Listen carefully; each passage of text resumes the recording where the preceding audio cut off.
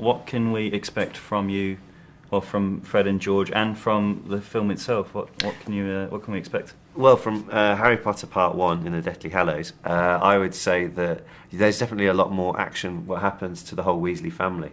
It's the first time Fred and George get involved.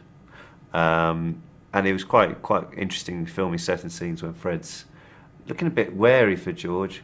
He's quite worried about him, do you think? Well, I think that you definitely see the emotion side come out a lot more in Fred and George in this film, which you don't see before. Yeah.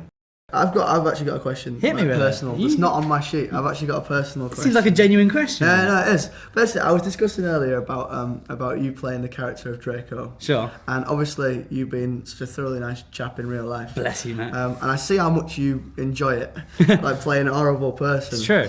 So my question is, how was it this year? Playing that kind of the real inner turmoil that Draco is going through this year. It is, yeah. It's a different angle. It's a very interesting question, mate. I've been thinking about it for 2 years. Is it really? It's been plaguing you, hasn't it? It's all right, mate. I'm gonna relieve you now and give you the answer in its full depth.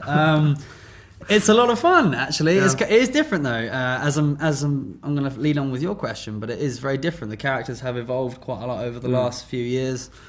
And young Draco is put in an unfortunate scenario where he's surrounded by these horrible people that he really doesn't want to be surrounded by. So it's I don't know about you, but I have quite a bit of sympathy for poor Draco. Yeah, I think you seem to be the sort of person that would empathise with Draco's scenario. Yeah, definitely. I think his parents are not the best. Yeah. It's a bit unfortunate. His upbringing was. If there was an NSPCC, I think Draco would have the right to call them. Definitely, you could divorce them.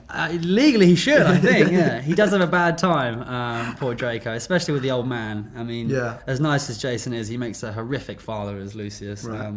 His mother, which is quite nice, we see a bit more of her this year. Yeah, she's slightly softer. She's a bit more of a mother. She figure. Is. She has more motherly tendencies that I think actually sort of highlights where Draco's softness, if you will, comes from.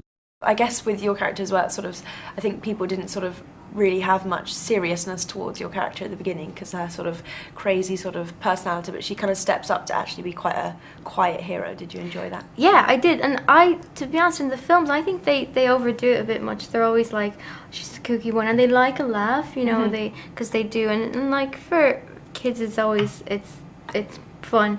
But I like her intuitive wise side as well, and it's sometimes hard to show that through with all the accessories and mad colours, but she is wise, and I think she helps Harry and she helps people, and makes them. She's got a calming influence. Yeah, and I think also we, the only ones left at Hogwarts with a silent little continuation of Dumbledore's army. Yeah.